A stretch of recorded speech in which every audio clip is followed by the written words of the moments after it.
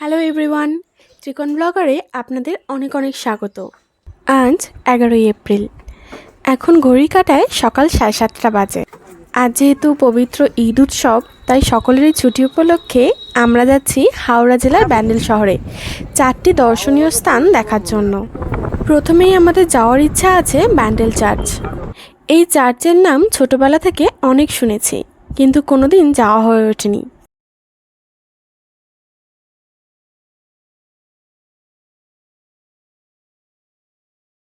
আমরা এসে গেছি ব্যান্ডেল শহরের মধ্যে। গাড়িটাকে পার্কিংয়ে রেখে প্রথমেই যাচ্ছি টিফিনটা সেরে নেওয়ার জন্য। যেহেতু সকালে বেরিয়েছি, তাই সকলেরই খিদে পেয়ে গেছে, তাই নিয়েছি গরম গরম পুরি আর ডাল।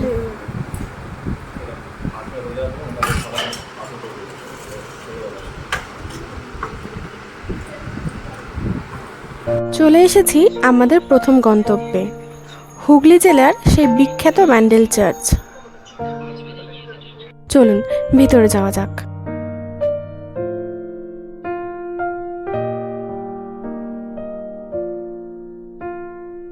পশ্চিমবঙ্গের প্রাচীনতম খ্রিশ্চান চার্চগুলির মধ্যে একটি এই the basilica of the Holi রোজারি, সাধারণত ব্যান্ডেল চার্চ নামে পরিচিত।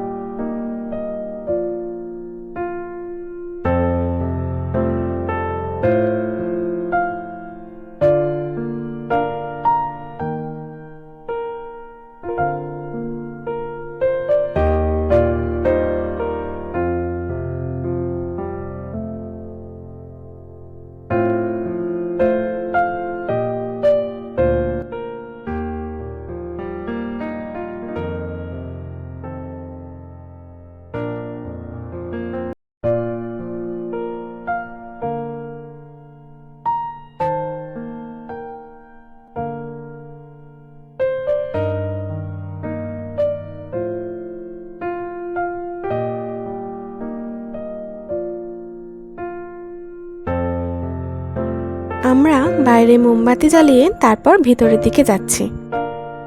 এই চার্চের ভিতরটা ভীষণ শান্ত আর সুন্দর।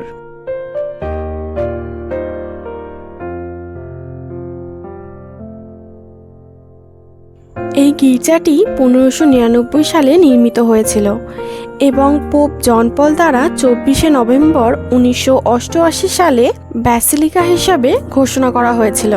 চার্চে রয়েছে মাদার মেরির মূর্তি, 3টি বেদি, একটি বিশাল ঝাড়বাতি, কাঁচের জানালা, গ্র্যান্ড টাওয়ার ঘড়ি, মূল মন্দির এবং সমাধি। সামনেই উপাসনার কক্ষ। আমরা জুতো খুলে ভিতরে প্রবেশ করলাম। ভিতরে ক্যামেরা অ্যালাউ না। উপাসনা কক্ষ থেকে বেরিয়ে আমরা চার্চটি পরিদর্শনে বেরিয়েছি। এখানের পরিবেশ সত্যিই মনোরম, সব কিছু সুন্দর করে গোছানো রয়েছে।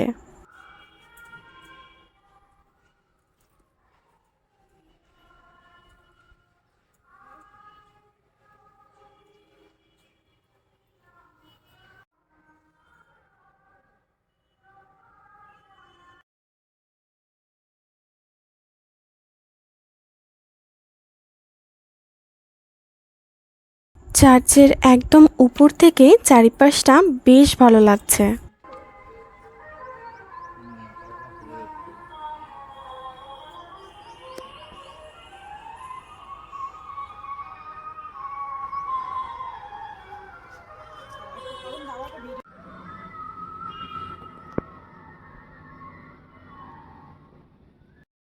এই সেই সংগ্রহশালা, এখানেই ব্যান্ডেল চার্চের প্রাচীন ও পর্তুগিজ মাস্তুলের ঠাঁই হয়েছে।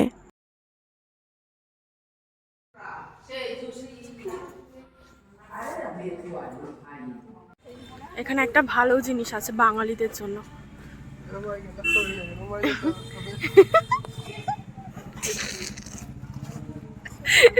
চার্চের বাইরে বেরোলে দেখতে পাবেন এখানে কি সুন্দর কালারিং হেয়ার ব্যান্ড রয়েছে। এরপর আমরা যাচ্ছি আমাদের দ্বিতীয় গন্তব্যে, হুগলির ইমামবাড়া। চার্চ থেকে মাত্র 1 কিলোমিটার দূরে। যেহেতু পবিত্র ঈদ উৎসব, তাই ইমামবাড়ায় প্রবেশ নিষিদ্ধ ছিল, কিন্তু যেহেতু আমরা অনেক দূর থেকে এসেছি, এটা শুনে গাড়ি সামনের পার্কিংয়ে রেখে হেঁটে আসতে বলল।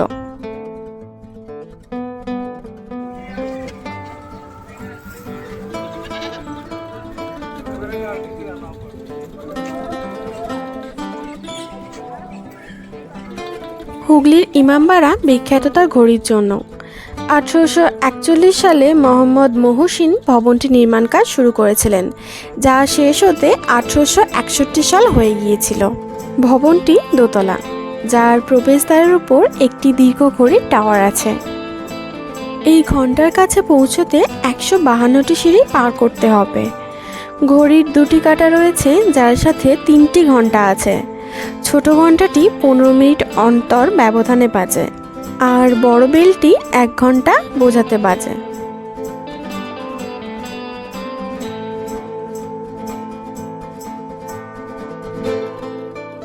ভিতরে যেহেতু নামাজ চলছিল, এর থেকে ভিতরে তাই আর যেতে পারলাম না।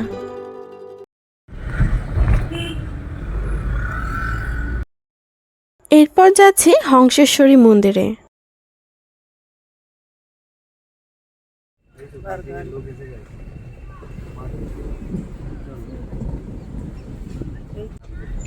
আমরা গাড়িটা সামনের মাঠে পার্কিংয়ে রেখে যাচ্ছি মন্দিরের দিকে।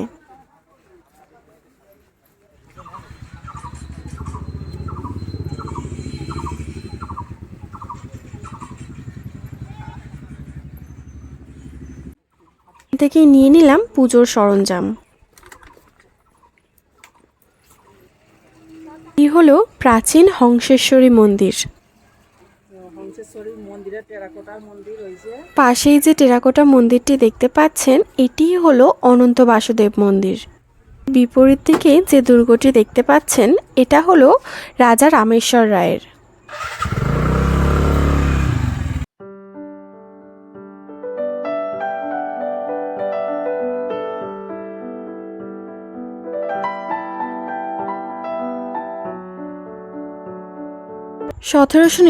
সালের ডিসেম্বর মাসে রাজা নৃসিংহদেব রায় মহাশয় এই মন্দিরের ভিত্তি স্থাপন করেন। মন্দিরের প্রধান মা হংসেশ্বরী। হিন্দু পুরাণে মা আদি পরমশক্তি জগজ্জননী দক্ষিণাকালের একটি রূপ।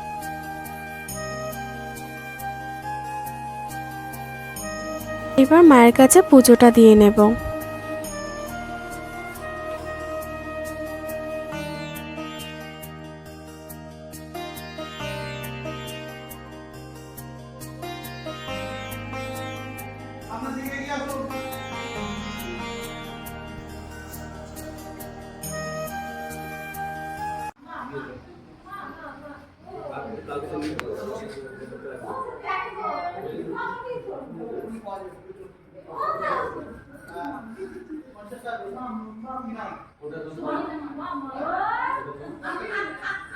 চলুন এবার দেখে আসি অনন্ত বাসুদেব মন্দির। মন্দিরটি তার দেওয়ালের কারুকার্যের জন্য বিখ্যাত। মন্দিরের গায়ে টেরাকোটার রামায়ণ, মহাভারত ও কৃষ্ণলীলার ছবি খোদাই করা আছে।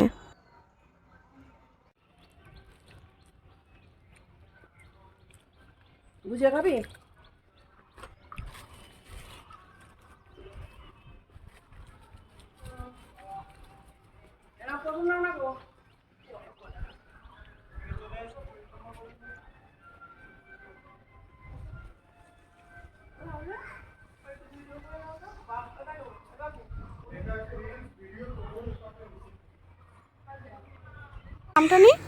আজ যা গরম পড়েছে, তাই মন্দির থেকে বাইরে বেরিয়ে আগে আইসক্রিম খেলাম।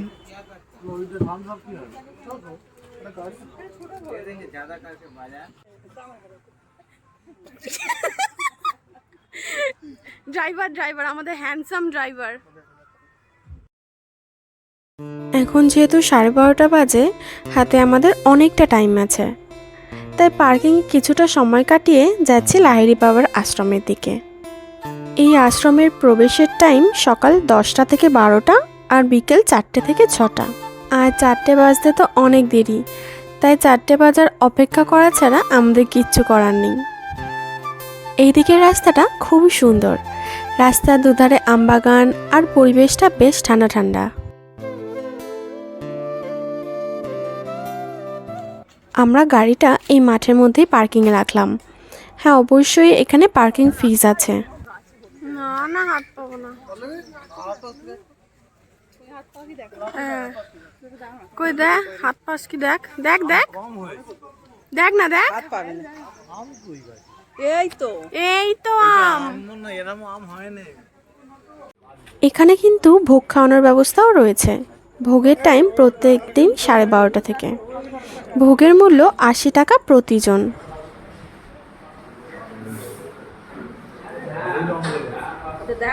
আজ ভোগ প্রসাদে আছে ভাত, ডাল, এঁচোড়ের তরকারি, সবজি, চাটনি, পাঁপড়, পায়েস। মা 1:50 বাজে, 4টেতে খুলবে।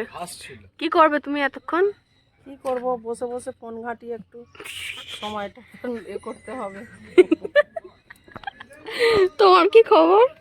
কি জানি, বুঝতে তো পারছি সব তো নেট শেষ হয়ে গেছে। নেট দেখে দেখে তবু ভালো যে 1 ঘন্টাটা খাওয়া দাওয়া তো কেটে গেল। টোটো দাদাদের থেকে শুনলাম এখানে সামনেই কথাশিল্পী শরৎচন্দ্র চট্টোপাধ্যায়ের জন্মভিটা আছে, তাই 2 ঘন্টা বসে না সময় কাটিয়ে ভাবলাম ঘুরেই আসি। বেশ অনেকটা সময়ও কেটে যাবে। আমরা যে রাস্তাটা দিয়ে যাব, পুরো রাস্তার দুধারেই শুধু আমবাগান। চলুন এই সবুজে ঘেরা পরিবেশ উপভোগ করতে করতে যাওয়া যাক।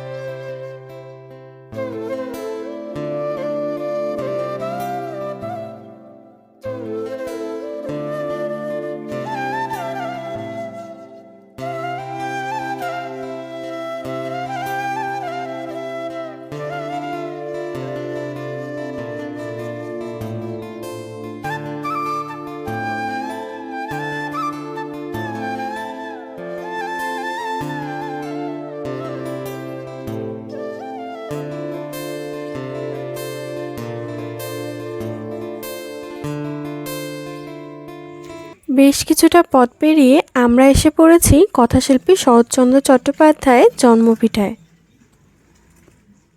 1876 সালের 15ই সেপ্টেম্বর পশ্চিমবঙ্গের হুগলির একটি ছোট্ট গ্রাম দেবেনন্দপুরে বাঙালির ব্রাহ্মণ পরিবারে জন্মগ্রহণ করেছিলেন কথাশিল্পী শরৎচন্দ্র চট্টোপাধ্যায়।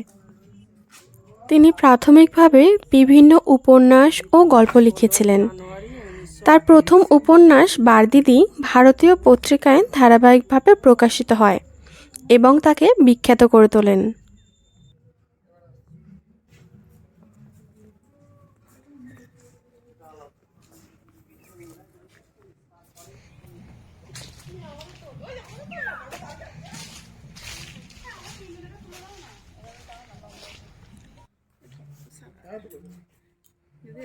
ছবি একটাও না। হ্যাঁ, আমাদের ক্যামেরাম্যান তুই ভালো একটু ভিডিও দেখাচ্ছি।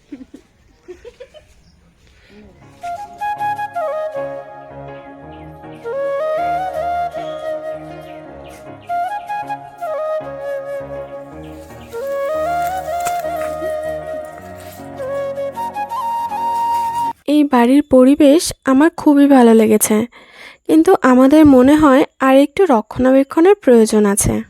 এই হচ্ছে শরৎচন্দ্র চট্টোপাধ্যায়ের স্মৃতি মন্দির।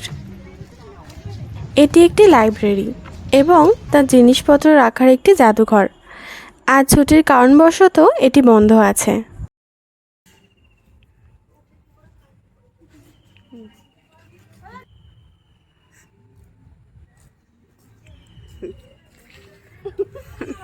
দাঁড়ো দাঁড়ো দাঁড়ো, দেখি মা, দেখো আমাকে ফুলগুলো।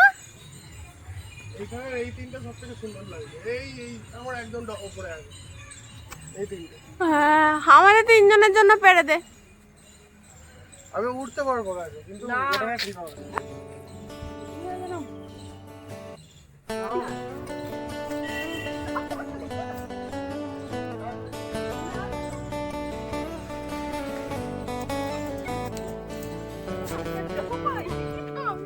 এই তো এখানে পড়েছে।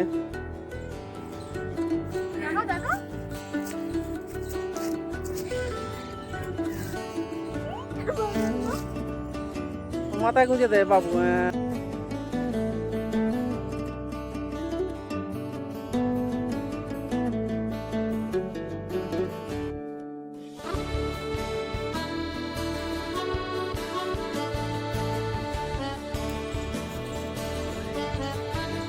কি সুন্দর লাগছে আমাকে। দেখি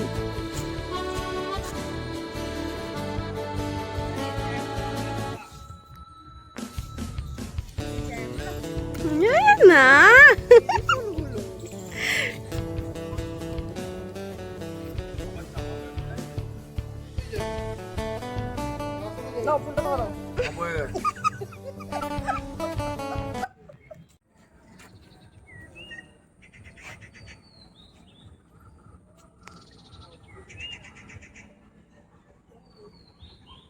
এখান থেকে রওনা দিলাম আমরা লাহিড়ী বাবার আশ্রমের দিকে। 1-1.5 ঘন্টা আমাদের বেশ ভালো কাটলো। ফিরে কিছুক্ষণ হাতে সময় ছিল, তাই জন্য একটু চা খেয়ে নিলাম।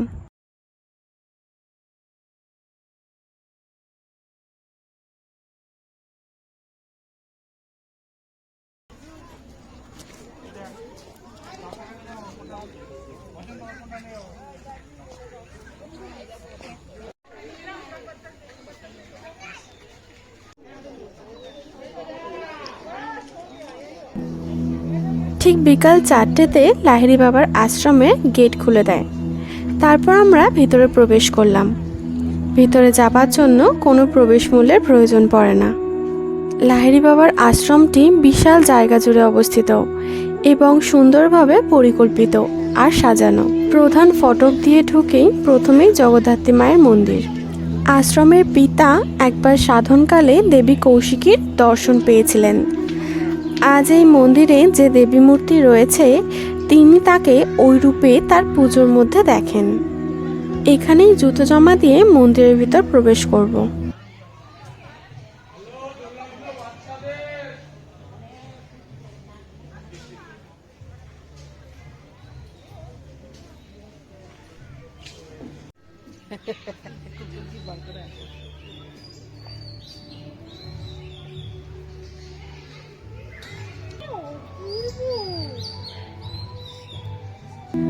আধারালয় এই মন্দিরটির নাম।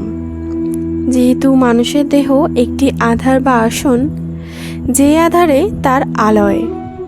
সমগ্র মন্দিরটি মানবদেহের আদলে তৈরি হয়েছে। এটি স্থাপত্য এবং পরিবেশে অনন্য। কলকাতার উপকণ্ঠে প্রায় নাগালের মধ্যেই অবস্থিত। যোগীরাজ শ্যামাচরণ লাহিড়ীর দর্শনে নির্মিত হওয়ায় দেশ বিদেশের মানুষ একে লাহিড়ী বাবা আশ্রম নামেই চেনে। ঘন সবুজের মাঝখানে অবস্থিত এই বিশাল আশ্রমটি জাতি, ধর্ম, বর্ণ নির্বিশেষে সকল দর্শনার্থীদের জন্য উন্মুক্ত। আশ্রমের মধ্যে প্রধান মন্দির ছাড়াও অসংখ্য মন্দির রয়েছে, যেমন নারায়ণ মন্দির, জগদ্ধাত্রী মন্দির, লোকনাথ মন্দির, শ্রীরাম আছে। তাদের পাশাপাশি খ্রিশ্চান ও মুসলমানদের জন্য সমান সম্মানের জন্য আলাদা প্রার্থনা স্থানও রয়েছে, যা আপনারা সব কিছু এই ভিডিওর মাধ্যমেই দেখতে পাবেন। আশ্রমটি 2003 সালে শুরু হয়েছিল। আজের স্থাপত্য এবং নান্দনিক সৌন্দর্য অতুলনীয়।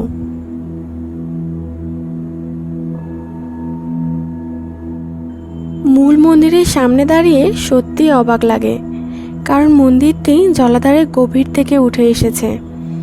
এর প্রবেশদ্বারে একটি দুর্দান্ত গোপুরম রয়েছে, তাকে পাশে রেখে স্বর্ণ মন্দিরের মতো জলের উপর নির্মিত দীর্ঘ অলিন্দ পার হয়ে বেশ কয়েকটি দেবদেবীর দর্শন। সিঁড়ি দিয়ে জলে প্রবেশ করে স্বয়ম্ভু শিবলিঙ্গ এবং যোগীরাজের সুখী মূর্তি দেখতে পাওয়া যায়।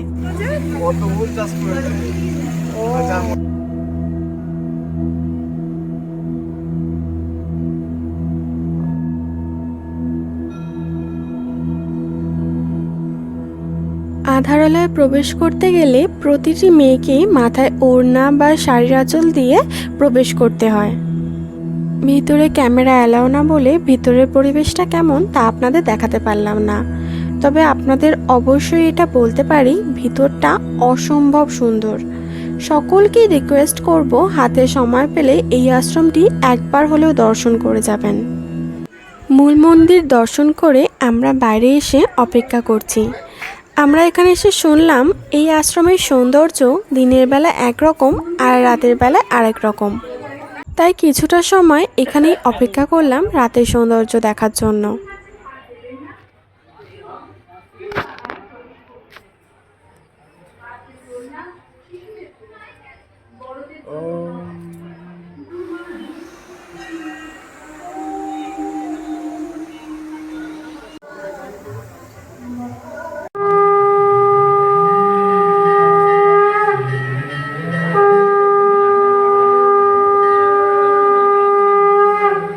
এই আশ্রমে সব ধর্ম একসাথে সমন্বয় হয়েছে। চলুন সবটা ঘুরে দেখাই। এই মন্দিরে রয়েছে ব্যাসদেব ও 4 বেদ। এই হলো লোকনাথ বাবার মন্দির।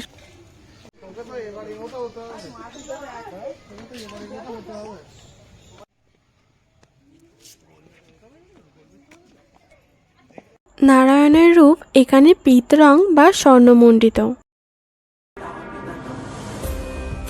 এখানে লিঙ্গবিহীন হরমূর্তি রয়েছে। পুরো মন্দিরটা আমরা প্রদক্ষিণ করলাম।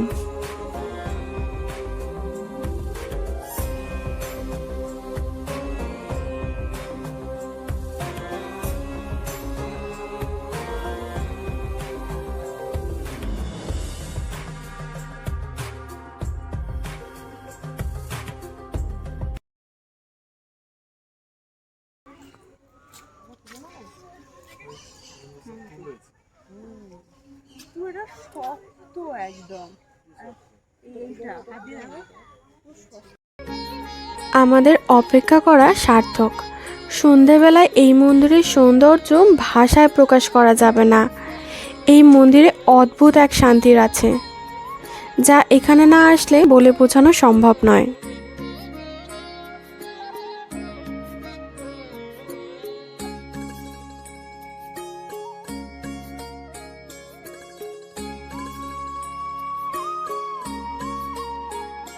এবার আমাদের ফেরার পালা। এক কথায় অসাধারণ লাগলো এই আশ্রমটি। অবশ্যই জানাবেন আপনাদের আজকের ব্লগটা কেমন লাগলো। ভালো লাগলে আমাদের চ্যানেলটিকে like, comment, share and subscribe করতে ভুলবেন না।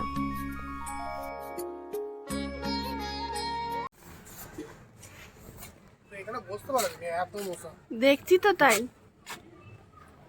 কি অন্ধকার রে। হেবি সুন্দর করে বানানো যেতে পারতিস।